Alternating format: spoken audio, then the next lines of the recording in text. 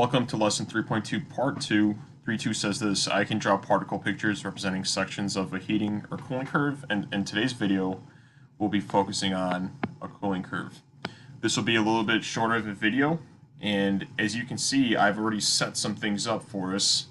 I've made some particle boxes.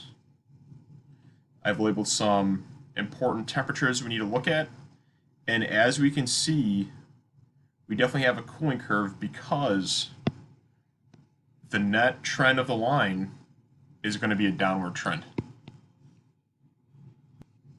In our particle drawings for this graph, we're going to expect two things. We're going to expect that temp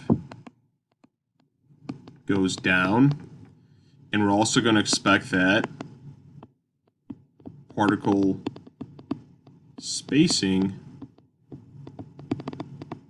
will also go down because the system is losing energy. It's giving it off this time, not taking it in like a heating curve would.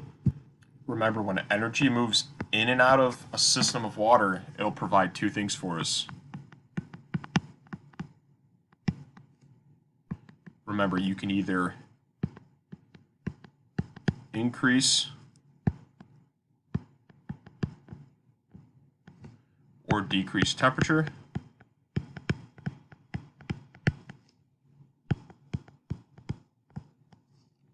Or you can increase or decrease particle spacing.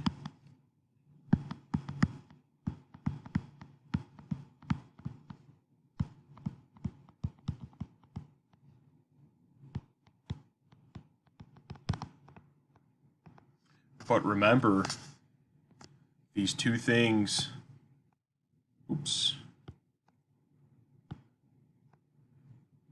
never, we'll write in caps actually, never happen together.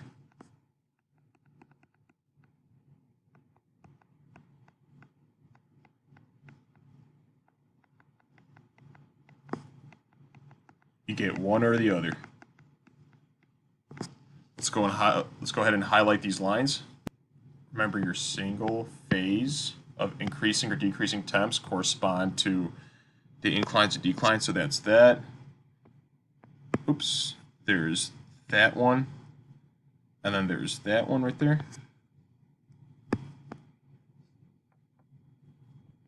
And then your phase changes is where your increase or decrease in particle spacing occurs, and in this case, remember we said it's going to be a decrease in spacing. Particles are going to get closer. Happens in these flat parts. There and right there. So now what'll happen is that I'll draw out the first two boxes with you.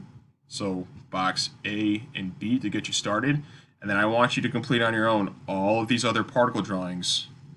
After the video becomes unpaused, when you're done with them, you'll see the answers, and then I want you to do a quick comparison as to what you drew and compare it to what I drew. All right, here we go. Let's draw box number one here. So I see that box number one is definitely above that boil condense point, will definitely be a gas, and will be a very hot gas because I see the temp is way over 100 degrees. So let's draw a gas with two wishies apiece. We'll draw two pressure vents because it's hot. And there's our first box. So let's follow the line. So A to B now. Oh, we reached our first phase change here, the beginning of this giant flat section. So what this tells us is that we're going to need two different types of particles. So by this time, the gas is cooled off, but I know I'm starting to condense, so there's my liquid line. So there's a single gas particle. There's going to be a pressure vent with a second one, and here is going to be my first particle for my very, very hot liquid here at 100 degrees Celsius. All right, so here's what I want you to do. You're going to pause the video, finish the rest of the boxes. When you unpause the video, the boxes will appear, and we'll confirm our answers. Pause the video. All right, welcome back. At this point, you should have your boxes completed. And remember, we went from A to B first. And now let's see what we should have for C, D, E, F, and G, okay? So C is the end of the phase change. We should be a very hot liquid. It's the beginning of this downward slope. So I see I'm a very hot liquid. As the slope goes down, it's telling us that temperature is decreasing. So here for box D, we have a full liquid, but this whooshies are increasing, particle energy is going down.